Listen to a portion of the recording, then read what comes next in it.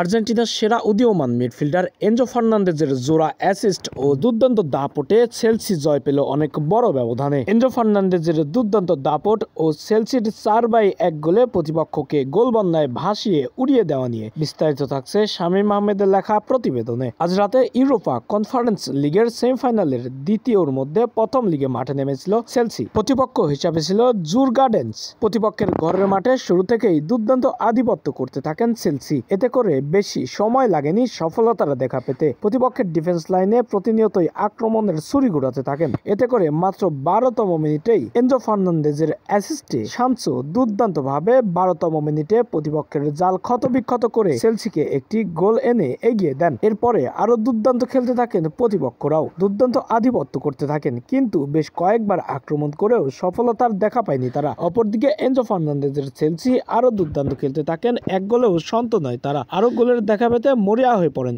এতে করে মা দুয়েকে দুর্দান্তভাবে 43তম মিনিটে আবারও আর্জেন্টিনা তারকা এনজো ফার্নান্দেজের দুর্দান্ত দাপটের অ্যাসিস্টে গোল করে 2-0 গোলে এগিয়ে দেন চেলসিকে। এরপরে দ্বিতীয়ার্ধে মাঠে ফিরে একই কীর্তি, 2 গোলেও সন্তুষ্ট নয় তারা, আরো গোলের দেখা পেতে মরিয়া হয়ে রয়েছেন, কারণ ম্যাচটি গোল ব্যবধানের খেলা। এতে করে নিকোলাস জ্যাকসন 59তম মিনিট ও 65তম মিনিটে জোড়া গোল করে দলকে 4-0 গোলে এগিয়ে দেন। এরপরে প্রতিপক্ষরা একটি গোল অবশ্য শোধ করেছিলেন। ব্যবধান কমানো গোলটি করেছিলেন 68তম মিনিটে। এরপরে দুই দলই আরো দুর্দান্ত খেললেও গোলের কোনো দেখা পায়নি দুই দলের কোন দল। শেষ পর্যন্ত এনজো ফার্নান্দেজের দাপটে 4-1 গোলের ব্যবধানে উড়িয়ে দিল প্রতিপক্ষকে সেমিফাইনালের দ্বিতীয়র প্রথম লিগে।